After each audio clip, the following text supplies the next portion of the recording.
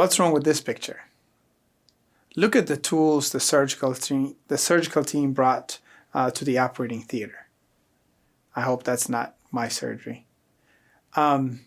Just as we are careful about using the right tools in the operating theater, we want to be thoughtful in using the right tools in the classroom. Have you thought about the consequences of not having the right tools in your classroom? Before I proceed, I want you to take a moment, pause this video, and ask yourselves, what tools do I currently have that I use to teach, whether it's the classroom, the operating room, or other places?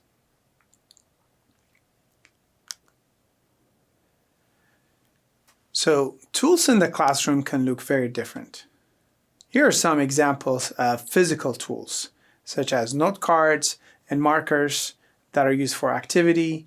You can have an anatomic model for illustration of concepts and so forth.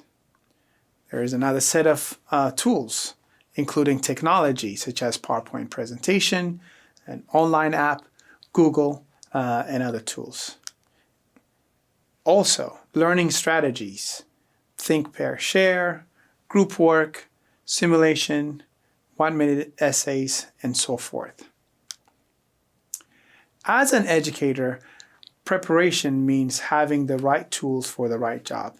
Throughout this course, we will highlight and potentially introduce you to new practical tools that you can use to apply the principles that we've discussed.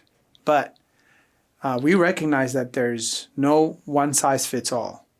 The tools that you will need depend on your specific group of learners, your teaching objectives, as well as the learning environment, etc. So, we'll be challenging you to think about how these tools can be applied in your classroom and clinical settings. And by the end of this course, we hope that you will have built out your own tool belt that will equip you to be successful with your own learners. Each day we will ask, what were some of the specific tools we discussed today? And as we go over those, we'll give you an opportunity to think about those and write those down. So, for each tool that you will learn on each session, we want you to ask the question, how can these tools be implemented in your classroom?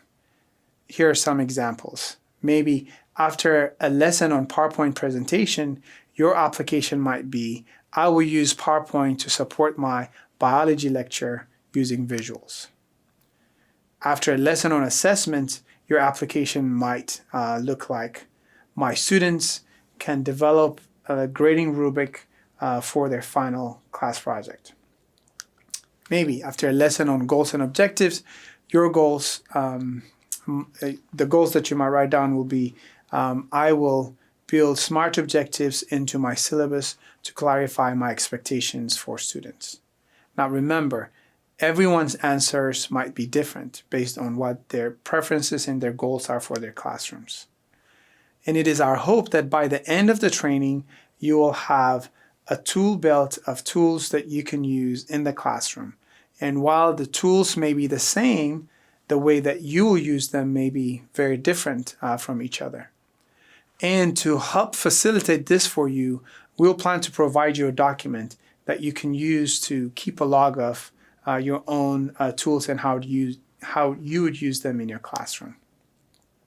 So remember to be intentional about the tools that you learn from each session, and to make sure you take time after each lesson to write them down on your document. And hopefully it will come in handy 1, 2, 5 years from now as you fully engage yourself in preparing lectures, designing curriculum, and training programs.